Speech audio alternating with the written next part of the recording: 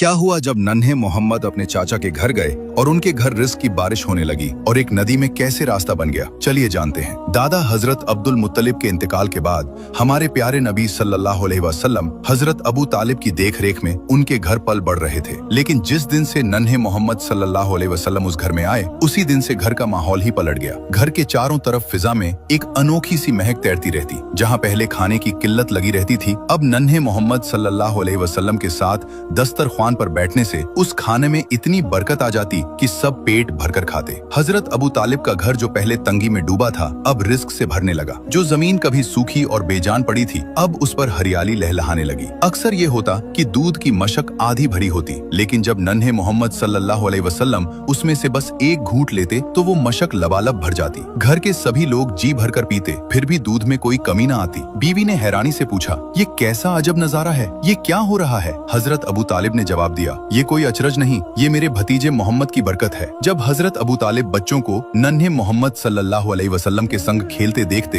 तो उनके दिल में एक अजीब सा चैन उतर आता। वो मन ही मन सोचते, ये बच्चा कुछ और ही है, अल्लाह ताला इसे किसी बड़े मकसद के लिए तैयार कर रहा है। दादा हजरत अब्दुल मुत्तलिब का साया तो उठ चुका था, लेकिन उनकी आखिरी वसीयत पूरी हुई। हजरत अबू तालिब ने हुजूर सल्लल्लाहु अलैहि वसल्लम को अपने सगे बेटे की तरह पाला पोसा और उनके लिए अपना सब कुछ निसार करने को तैयार रहे। इसी तरह नन्हे मोहम्मद सल्लल्लाहु अलैहि वसल्लम की परवरिश हजरत अबू तालिब के घर की छाया में होती रही। जब आप सल्लल्लाहु अलैहि वसल्लम की उम्र 10 बरस हुई तो आप अपने चाचा हजरत जुबैर के हमराह यमन की जानिब सफर पर रवाना हुए। गर्म रेगिस्तान की लू में काफिले के कदम धीरे धीरे यमन की राह पर बढ़ते जा रहे थे। तभी राह में एक अनोखा वाकया पेश आया। एक वादी में एक ऊंट लोगों का रास्ता रोके खड़ा था और किसी को भी आगे नहीं जाने दे रहा था। जैसे ही उस ऊंट की नजर आप सल्लल्लाहु अलैहि वसल्लम पर पड़ी, वो अपना सीना जमीन से लगाकर बैठ गया। आप सल्लल्लाहु अलैहि वसल्लम अपनी सवारी से उतरे और उस ऊंट पर सवार हो गए। वादी के पार पहुंचने के बाद आपने उसे आजाद कर दिया। जब काफिला सफर से लौटा तो देखा कि वही वादी अब पानी से लबालब भरी हुई थी। आप सल्लल्लाहु अलैहि वसल्लम ने काफिले वालों से फरमाया,